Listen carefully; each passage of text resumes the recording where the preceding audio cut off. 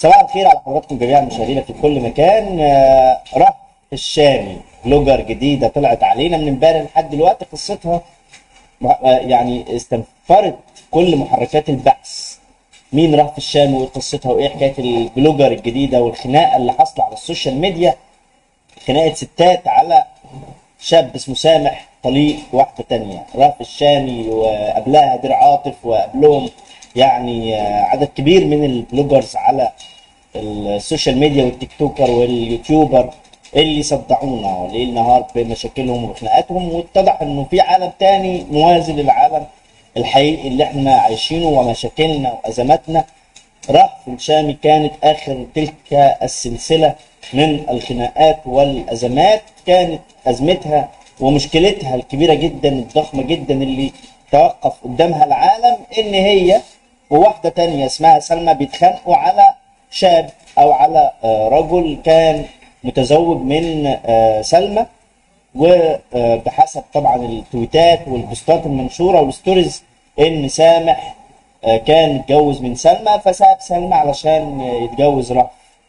سلمى قالت ان رهف خطفت سامح من جوزها سامح منها، ورهف ردت وقالت ان هي كانت مخطوبه لسامح قبل ما سلمى تتجوز. المشكله الحقيقه العالم بيتوقف امامها ومحركات البحث كلها مستنفره للبحث عن قصه رهف الشامي اللي عامله مشكله كبيره جدا على سامح اللي هو طليق سلمى ورهف.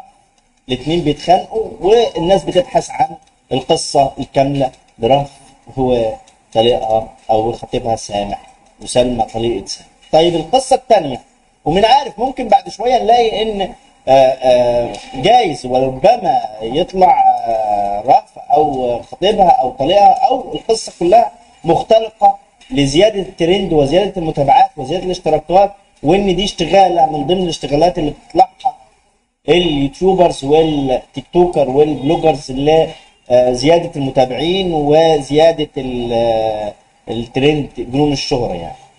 في المقابل النهارده قصه ثانيه، نرجع بحضراتكم لهدير عاطف وحضراتكم البلوجرز الشهيره البلوجرز فاشون المتهمه في قضيه النصب، هي وطليقها بلال فاروق وشقيق طليقها وزوج شقيق طليقها.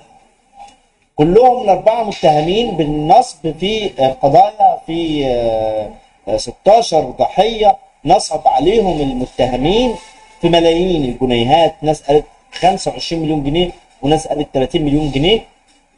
الهدير عاطف البلوجرز الشهيره وطليقها بلال فاروق متهمين حاليا ومجدد حبسهم 15 يوم على ذمه التحقيقات. لكن النهارده في تحقيقات جديده في قضيه بلوجرز هدير عاطف، وهي الاستماع واستجواب المتهم طليقها بلال فاروق في مباحث او في نيابه الاموال العامه، نيابه الشؤون الماليه والاقتصاديه في التجمع الخامس، يخضع الى تحقيقات موسعه وتحقيقات مكبره في قضيه اتهامهم بالاستيلاء على المال العام او على اموال المواطنين، وكذلك غسل الاموال في هذه الاتهامات. تم استجواب بلال فاروق طليق البلوجرز هدير عاطف يوم الخميس ويوم الاربع، والنهارده النيابه بتستكمل الاستماع لاقواله واستجوابه فيما يدور حوله من شبهات غسل الاموال في الاموال المستولى عليها من ضحايا النصب، القضيه الشهيره قضيه نصب البلوجرز هدير عاطف. صدعنا وما زلنا متابعين اخبار خناقات البلوجرز على السوشيال ميديا، وبننقل